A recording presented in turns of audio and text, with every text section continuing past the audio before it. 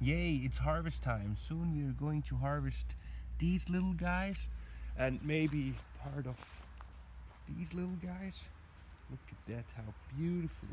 And then we also have to harvest these little guys here. We have to harvest a little bit from here and from here and from there. Isn't it amazing just to have an own garden and you can harvest your own food and eat from your own food that you have planted all year long? I mean, it's just incredible. You know how, like, look at the pepperonis here. Look at the eggplants. Oh my god, I can't wait to eat them. But today we are going to work with the tomatoes. It has been an incredible tomato year all around the country, and it also didn't stop from our garden. So we have plenty of tomatoes, and I have harvested almost all of them that are good to go. And yeah, let's go inside and see how it looks like. Welcome back inside. Let's look at the tomato situation here. You can see we have tomatoes in all sizes and all colors. It's just amazing. We haven't decided yet what we're going to do with them, but likely we're going to make tofu again, and with the okara, you remember from the tofu video, we're going to make pasta. And with these little guys, we're going to cook them for a couple of hours, and then we're going to have an amazing sauce.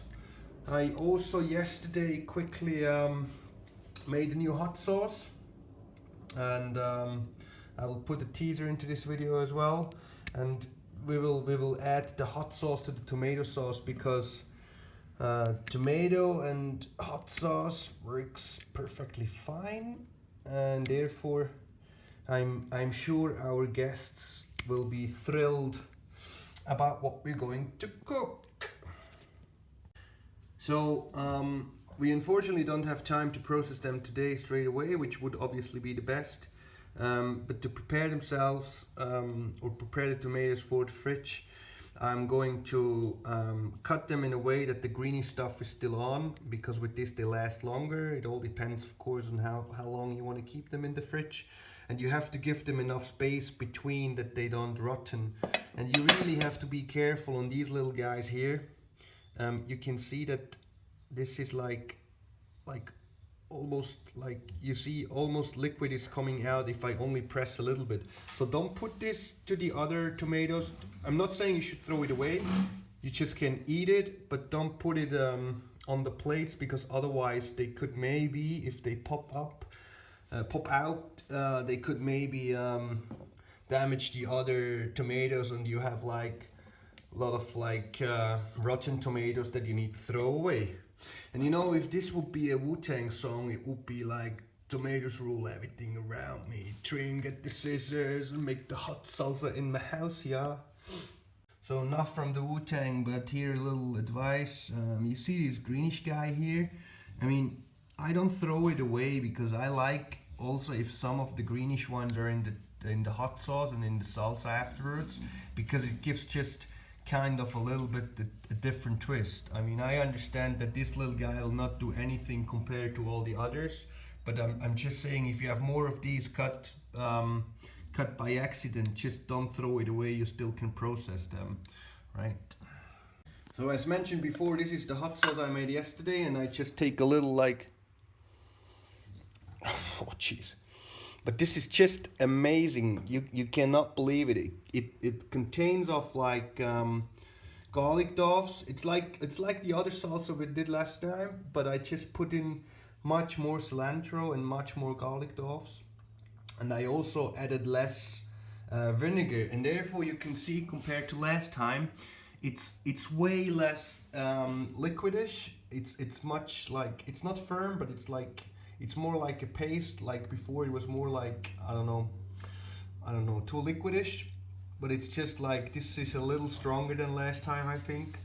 It doesn't contain of any Moruga scorpions, but it has like 10 different chilies inside, and a couple of them are like these Tagliellos again that I used last time, and they give like kind of a lemonish spice to the chili.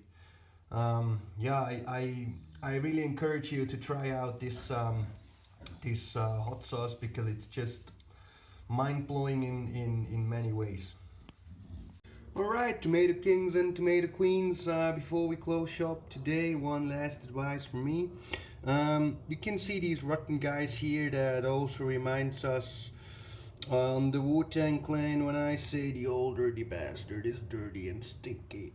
Do not throw them away at all, but use them as fertilizer. Always remember when you plant stuff, you're like you're demanding like a lot from your soil, and you have to like really take care of your soil. I mean, there is plants that are highly nutrient demanding, and there is plants that give nutrition back to your soil. So you have to not only follow certain sequences, and this is something my wife will tell you a lot about in the next video because she's pro there. But what we do is whenever we have like things like that, like rotten tomatoes, or we have like, I don't know, when we peel veggies or whatsoever, we always take the shell, we always take the stuff we peel off, and we put it back to our soil because it gives back a great amount of nutrition back to your soil. And remember, your soil is one of your most important equity when it comes down to planting your own stuff.